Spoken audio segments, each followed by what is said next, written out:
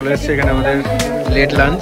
এখানে আছে ভাত, বেগুন ভাজা, এখানে ডাল, তরকারি, পেঁয়াজ, মানে স্যালাড, তরকারি, আর এখানে হচ্ছে স্পেশাল যেটা হচ্ছে মাটন। কি আছে কেমন করে বুঝলে? কাঁচা পাকা ভালো বুঝতে পারবো দেখে।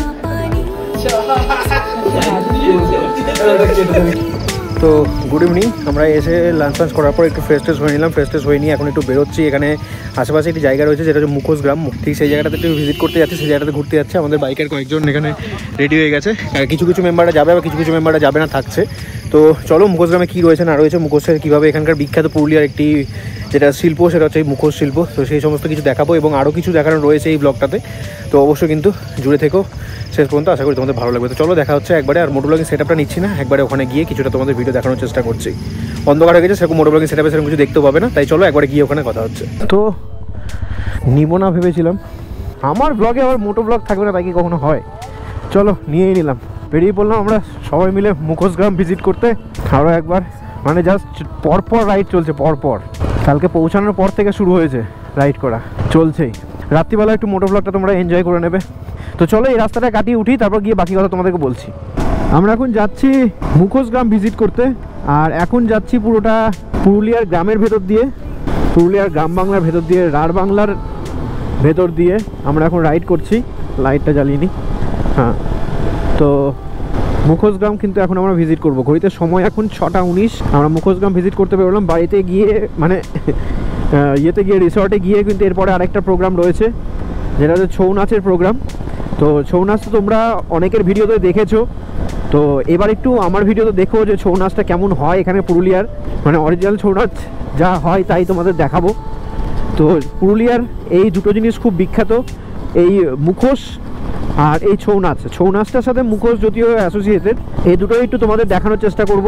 তো পুরুলিয়ার শুধু জায়গাগুলোই বিখ্যাত নয়, পুরুলিয়ার যে সংস্কৃতি রয়েছে, রাঢ় বাংলার যে সংস্কৃতি রয়েছে, বিখ্যাত সংস্কৃতি, সেই সংস্কৃতিটা একটু তোমাদেরকে অ্যাবজর্ব করাবো, একটু তোমাদেরকে দেখাবো যে কেমন হয় না হয়। তো অবশ্যই কিন্তু ব্লগের সাথে জুড়ে থেকো, অনেক কিছু দেখানোর রয়েছে আশা করছি। তো খুব ভালো লাগবে। পুরুলিয়ার খুব বিখ্যাত একটি গ্রাম হচ্ছে এই মুখোশ গ্রাম, যেখানে মুখোশ বানানো হয় এবং মুখোশ বিক্রিও হয়। তো খুব বিখ্যাত জায়গা আর কি। তো সেটাই তোমাদেরকে দেখাবো।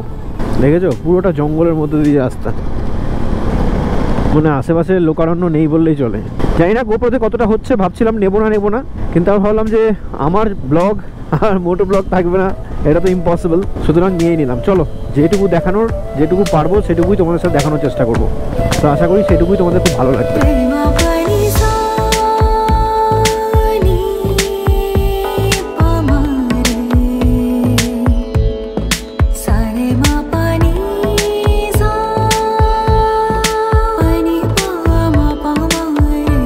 চলে এসেছি মুখোশ গ্রামে। এখানে গাড়িটা পার্ক করি, দিয়ে তারপরে তোমাদের দেখাচ্ছি। তো ঘড়িতে সময় এখন 6টা 39। এই মুহূর্তে এসে উপস্থিত হয়েছি মুখোশ গ্রাম, বা এই জায়গাটার নাম চারিদা বলে একটা গ্রাম। আর এখানে আশেপাশে সব মুখোশের দোকানপাটগুলো রয়েছে। আর আমরা এখন এখানটাতে এসে উপস্থিত হয়েছে। জায়গাটার নাম হচ্ছে চারিদা। আমাদের যেখানে ছিলাম সেখান থেকে মোটামুটি ম্যাক্স টু ম্যাক্স 8-9 কিলোমিটার হবে, বা খুব জোরে 10 কিলোমিটার মতো হবে, একদমই কাছে। আর এই গ্রামে চলে এসেছি। একটু দিনের বেলা বা রাতের বেলা, দুপুরবেলাতে দুরকম লাগে দেখতে।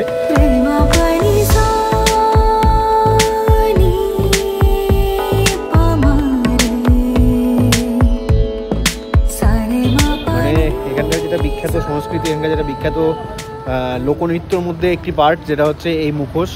তো এই মুখোশ বা এই শিল্পকুটির বা যাই বলো না কেন, এটা কিন্তু যথেষ্ট পরিমাণে বিখ্যাত। আর দেখো শুধু জাস্ট মুখোশগুলো কীরকম মায়াবী হয়ে রয়েছে, কীরকম সুন্দর হয়ে রয়েছে। জাস্ট তোমাদের দেখায়, এখানে দেখো এই দোকানটাতে একটু বেশি রয়েছে। এই হচ্ছে পুরো মুখোশটা, দেখতে পেয়েছো? জাস্ট অসাধারণ।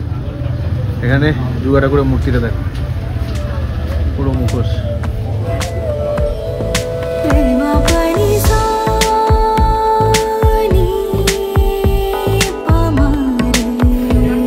দেখেছো মুখোশগুলো কত সুন্দর। তো যাচ্ছি এখন সামনের দিকে। অনেক কটা কিন্তু এখানে দোকান রয়েছে, তোমরা আসলে কিন্তু একটু জিনিসপত্র দেখে কিনতে পারবে। বেশ কয়েকটা কিন্তু দোকান রয়েছে এখানে আশেপাশে, যেটুকু আমি দেখতে পাচ্ছি। দেখো এখানে কীভাবে বানানো হয়। তো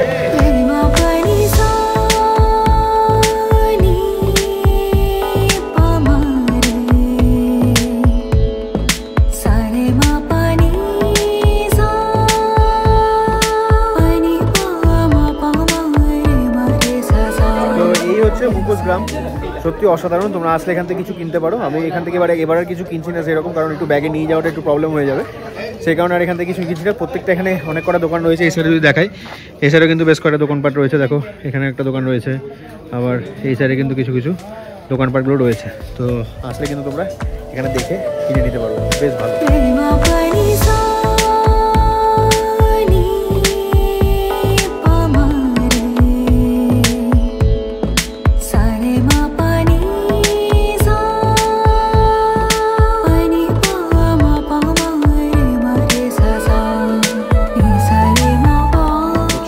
একদম মুখোশ গ্রামের ভেতরে, যেখানে ঠিকভাবে রং হয় কিভাবে, কি হয়, আঁকা হয় কিভাবে, শিল্পীদের একটু ধারা তোমাদের সামনে তুলে ধরার চেষ্টা করছি, একটু দেখে নাও।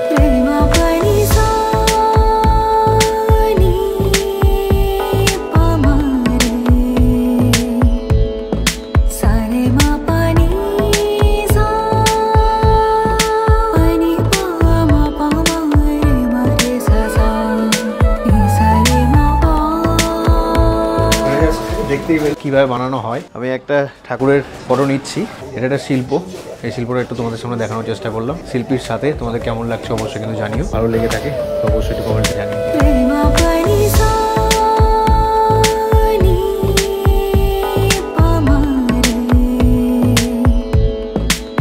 শিল্পীর কাছে এসে উপস্থিত হয়েছি, আর তোমাদের তো দেখালামই কিভাবে হয়েছে, মানে চোখটা কিভাবে আঁকা হলো। তো একটু দাদার কাছে জেনে নেবো। দাদা তোমার নাম? অজয় সূত্রধর। বাহ, মানে খুব সুন্দর কাজটা। মানে প্রতিটা এখানে যা যা দেখতে পাচ্ছি এগুলো কিন্তু সব একটা দোকান নয়, একটা শিল্পীর বাড়ি হিসাবে আমি মনে করি। তার কিভাবে একটু বানানো হয় যদি একটু আমাদের একটু বলো। এটা আমরা প্রথমে ওই নদীর মাটি থেকে বানাই, আর বানানোর পরে কাঠের যে গাছটা আছে, খাড় যেটা, খাড়টা দিয়ে আর ওই যে কাগজগুলো আছে, সাদা কাগজ বা এমনি লেখার কাগজ, সেই কাগজটা দিয়ে রুল ময়দার আঠা করে সেটা উপরে দেওয়া হয়। রুল ময়দার আঠা? রুল ময়দার আঠা। আচ্ছা। দেওয়ার পরে ওটাতে খুব পাতলাভাবে মাটি দেওয়া, শুকনো করে ওই কাগজটাগুলো মাটি দেওয়ার পরে কাদা দিয়ে কাপড় ছাঁটা হয়, তারপরে ওটা রোদে দিয়ে শুকনো করে। আচ্ছা। আর পেছন দিকে মাটিটা রেখে দেওয়া। ও, মানে ছাঁচের মতো হয়ে যায়। ওজনও তো বেশি নয়, আমি একটা নিলাম, ওজনও খুব একটা বেশি নয়। তো তোমরা যদি এখানে আসো তো মোটামুটি একটু ওজন হয়, যে ডেকোরেশনটা করে। আচ্ছা, 3 কিলো 4 কিলো এক একটা মুখোশ 5 কিলো হয়ে। আবার আরো যদি বেশি ডেকোরেশন আছে 10 কিলো হয়ে। মানে অনেকটা উপরে তো ডিজাইন করা থাকে, সেই কারণে হয়তো। আর যেটা আপনি নিলেন সেটা হালকা, তার ডেকোরেশন নেই, ওটা পেন্টিং এর কাজ। তো অজয়দার দোকান থেকে নিলাম। তোমরা যদি আসো তো অবশ্যই কিন্তু এখান থেকে ঘুরে যেতে পারো। জাস্ট এখানে সামনে রয়েছে শিল্পকুটি, তার সামনে একটা হরে কৃষ্ণ একটা মন্দির রয়েছে, ঠিক তার সামনেই দোকান।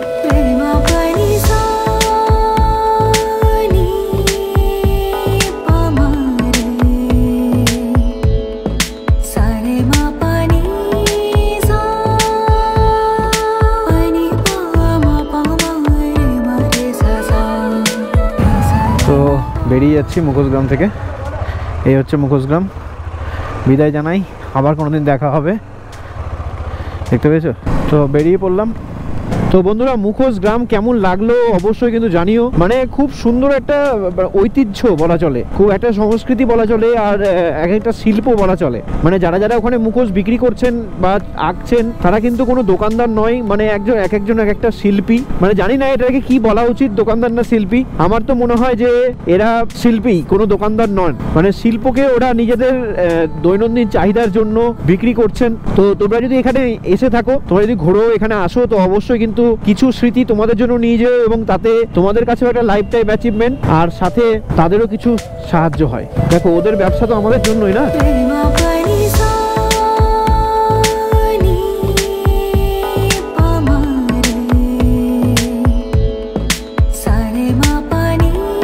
বলরামপুর থেকে, মানে যে মোড়টা থেকে আমরা এসেছিলাম, সেই মোড়টা থেকে এটা মোটামুটি 27 কিলোমিটার মতো হবে। আর সামনে গিয়ে পাবো আমরা অযোধ্যা মোড়, যে মোড় থেকে আমরা এর আগে বাঁ দিকে ঢুকে গেছিলাম, সেই মোড়টা হচ্ছে অযোধ্যা মোড়। আমরা সামনে গিয়ে পাবো, বা বাঘমুন্ডি যাই বলো না কেন। তো এই যে এই বাজারটার কথাই বলছিলাম, দ্যাট ইজ বাঘমুন্ডি বা অযোধ্যা মোড় বলে এটাকে। এখান থেকে বাঁ দিকে যে রাস্তাটা গেছে সেটা দিয়ে অযোধ্যা পাহাড়ের সেই সার্কিটটা করা যায়, যেটা দিয়ে আমরা আসলাম। এই যে দেখো, এখানে বাঘমুন্ডি থানা, এই যে। আর সামনে কিন্তু বেশ কয়েকটা কিন্তু এখানে দোকানপাট রয়েছে, বেশ বড়। মানে এখানে তোমরা দোকানপাট, মানে সবজি বাজার, মাছ মাংস সবকিছু কিন্তু পেয়ে যাবে। তবে বেশিক্ষণ গ্রামের বাজার তো, তবে বেশিক্ষণ মনে হয় না খোলা থাকে। তো তোমরা এখানে এসে যাদের রিকোয়ারমেন্ট থাকবে তারা কিন্তু এই বাঘমুন্ডি থেকে নিয়ে নিতে পারো। ছিটে ফোটা একদম, বৃষ্টি কিন্তু পেয়েছি, মানে আস্তে আস্তে পড়ছে বৃষ্টি, মানে জানি না কি কেস ভাই। দেখো সামনে উইন্ডশিল্ডে দেখতে পাবে, জানি না ক্যামেরাতে পড়ছে কিনা। ঠিক এই কারণে রেনকোটটা নিয়ে এসেছি। যাই হোক, বৃষ্টি পড়লে কিন্তু চাপ নেই, রেন গিয়ার সমস্ত কিছু নিয়ে এসেছি, রেনকোটটা নিয়ে এসেছি, তো সেটা চাপিয়ে নেবো যাওয়ার সময়। ঠিক আছে চলো।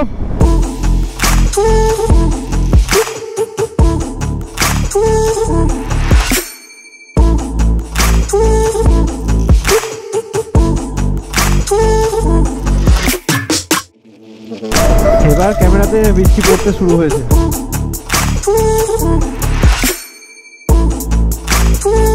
এদিকে এখানে আসার পর থেকে কিন্তু এখানে ছৌ নাচের প্রিপারেশন অলরেডি স্টার্ট হয়ে গেছে।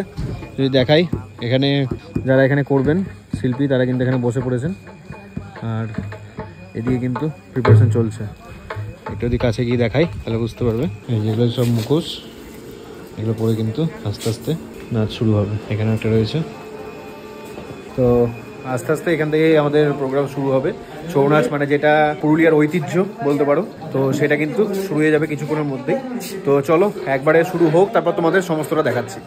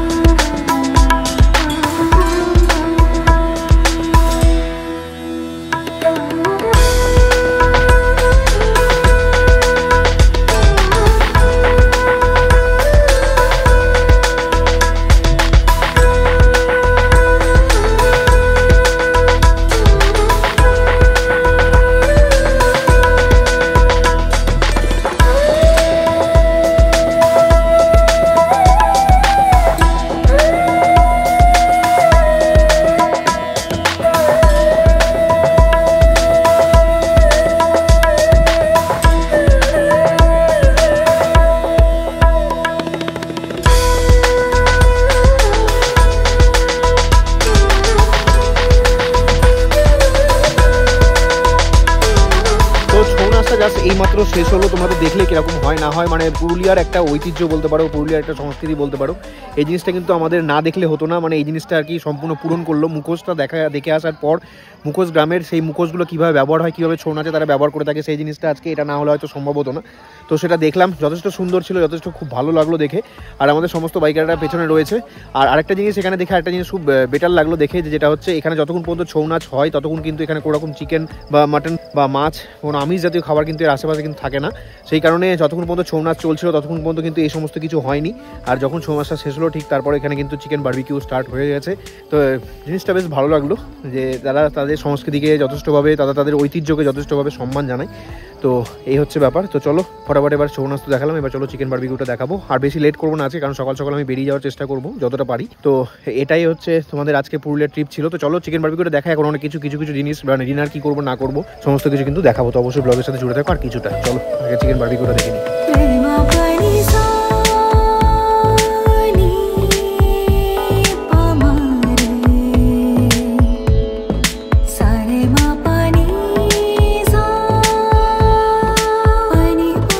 এই ছিল আজকে ভিডিও। আশা করি তোমরা সমস্ত কিছু দেখলে, যে ছৌ নাচ কেমন ছিল বা মুখোশ গ্রাম বা পাহাড়ি সমস্ত পুরুলিয়া জায়গাগুলো কেমন ছিল, সমস্ত কিছু তোমাদের দেখানোর চেষ্টা করলাম। আশা করি তোমরা বুঝতে পেরেছো বা তোমাদের ভালো লেগেছে। মন মতো ভিডিও বানানোর চেষ্টা করেছি, বা তোমরা যেরকম চেয়েছিলে সেরকম ভিডিও বানানোর চেষ্টা করেছি। আশা করি কিছু ইনফরমেশন তোমাদের দিয়ে সাহায্য করতে পেরেছি। তো আজকে ভিডিওটা আর বেশি কিছু বাড়াচ্ছি না। আশা করি তোমরা বারবিকিউ দেখেছো বা রাতে ডিনারে কি কি ছিল সমস্ত কিছু তোমাদের দেখিয়েছি। আশা করি তোমাদের ভালো লেগেছে। আর বেশি বড় করবো না, আর তেমন কিছু দেখানো নেই এই ভিডিওতে। কালকে একটি হেকটিক প্ল্যান রয়েছে, মানে আমরা এখান থেকে, মানে আমি এখান থেকে বেরিয়ে সোজা মালদার উদ্দেশ্যে রওনা দেবো। এখান থেকে মোটামুটি 380 বা 377 কিলোমিটার মতো রয়েছে এখান থেকে মালদার ডিস্টেন্স। তো এখান থেকে বেরোনোর জন্য মোটামুটি 6টা সাড়ে 6টার মতো প্ল্যান করেছি। এখন দেখা যায় কত বাজে, মোটামুটি 12:30 মতো বাজে। অলরেডি আমাদের ঘুমাতে অনেকটা লেট হয়ে যাচ্ছে, মানে লাস্ট দিন বুঝতেই পারছো, এইটু সবার সাথে গল্প গুজব আনন্দ ঠাট্টা এই সমস্ত কিছু হচ্ছে। যদি কিছু ভালো লেগে থাকে তো অবশ্যই ভিডিওটি কী করতে হবে তোমরা সকলেই জানো। ভিডিওটা অবশ্যই লাইক করে দিও, তোমাদের চেনা বন্ধু সকলের মধ্যে শেয়ার করে দিও। ওয়েদারটা বেশ ঠান্ডা রয়েছে, টুপি পরে রয়েছি, অলরেডি ব্যাগ ফ্যাগ সমস্ত কিছু প্যাকিং করে নিয়েছি। জাস্ট এখন ঘুমোবো। আর সকালে উঠে একদম প্যাক আপ করে এখান থেকে ফুরুত হয়ে হাওয়া হয়ে যাওয়া। তো চলো আর ভিডিওটা বাড়াচ্ছি না, আজকে এই সোনকুপি পাহাড়ি রিসর্ট থেকে তোমাদের সকলকে বিদায় জানাচ্ছি, তোমাদের সকলকে বাই বাই জানাচ্ছি।